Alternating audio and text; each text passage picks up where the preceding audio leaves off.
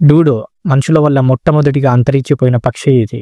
ఇది తెలివి తక్కువ పక్షి కాబట్టి అంతరించిపోయిందని అంటారు. కానీ దీని వెనుక ఉన్న నిజం చాలా ఇంట్రెస్టింగ్గా ఉంటుంది. 40 లక్షల సంవత్సరాల క్రితం ఇండియన్ ఓషన్ మీదుగా ఈ చిన్న ద్వీపమైన మారిషియస్ ద్వీపానికి వలస వచ్చాయి. ఈ మారిషియస్ ద్వీపం పక్షులకు స్వర్గంలా మారింది. ఎందుకంటే ఇక్కడ పుష్కలమైన ఆహారం ఉండేది మరియు ఇక్కడ ఎలాంటి వేటాడే జంతువులు కూడా ఉండేవి కాదు. దానివల్ల ఈ పక్షులు ఈ ద్వీపాన్ని తమ ఇంటిగా మార్చుకున్నారు.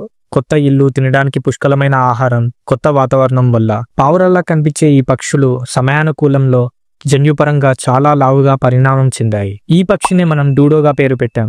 ఈ పక్షి ఎంత లావుగా మారిందంటే ఇది ఎగరడమే అసాధ్యమైపోయింది.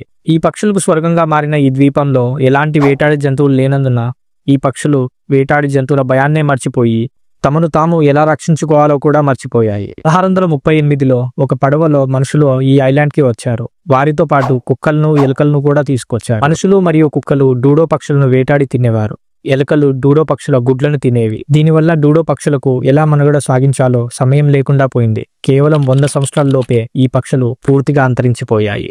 Like and subscribe.